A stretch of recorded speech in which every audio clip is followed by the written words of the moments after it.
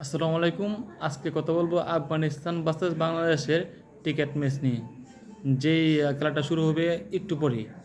তো আজকে কথা বলবো যে বাংলাদেশে গিয়ে না আফগানিস্তানে গিয়ে বাংলাদেশের কেমন স্কোয়াড খেলানো উচিত আমাদের সাথে আপনারা মিলিয়ে নেন।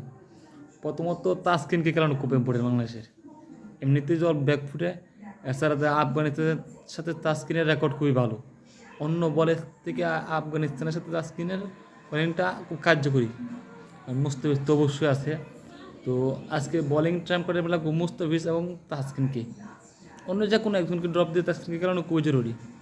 আর এমনিতেই বাংলাদেশের দল মানসিকভাবে খুবই বিপদগ্রস্ত আছে। তারপরে আপনার এই যে আউট অফ ফর্ম, কোনো ব্যাটারের ফর্ম নয়, বিশেষ করে আমাদের তাওহিদ হৃদয়, হ্যাঁ, দুই ওপেনার কী খেলতেছে তারাই জানে।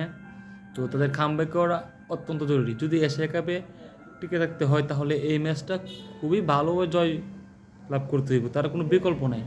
অন্যদিকে যদি আফগানিস্তানের কথা বলি তাহলে অবশ্যই আফগানিস্তান অনেক টাচে আছে, খুব ভালো ফর্মে আছে দলগুলা, এবং বিশেষ করে আফগানিস্তানের স্পিন বিভাগ, তাদের 4 জন স্পিনার খেলায় 4জন বাংলাদেশের জন্য ভয়ঙ্কর হয়ে উঠতে পারে।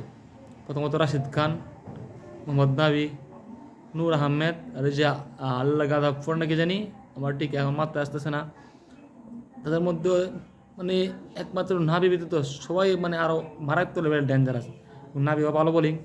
তো অবশ্যই বাংলাদেশের ওপেনারদের উচিত অন্ততপক্ষে আজকে একটা ভালো ইনিংস খেলা। আজকে যদি তারা ড্রপ করে তাহলে আসলে প্রথম রাউন্ড থেকে এশিয়া কাপ থেকে বাংলাদেশে বিদায় নিতে হবে, আর কোনো অপশন থাকবে না।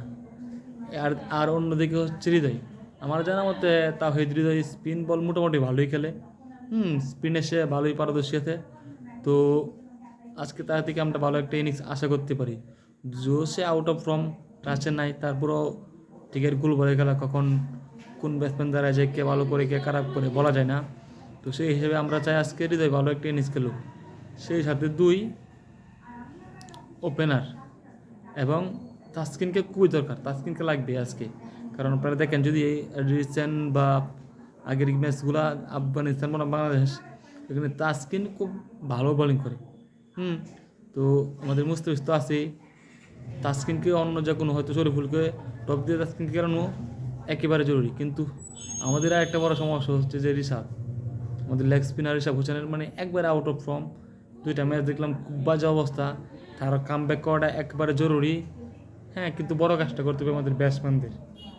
যদি আগে ব্যাটিং করে কমপক্ষে 180+ রান করতে হবে, আর যদি পরে ব্যাটিং করে তাহলে আফগানিস্তান 150 করলে বাংলাদেশের জন্য ঝুঁকি।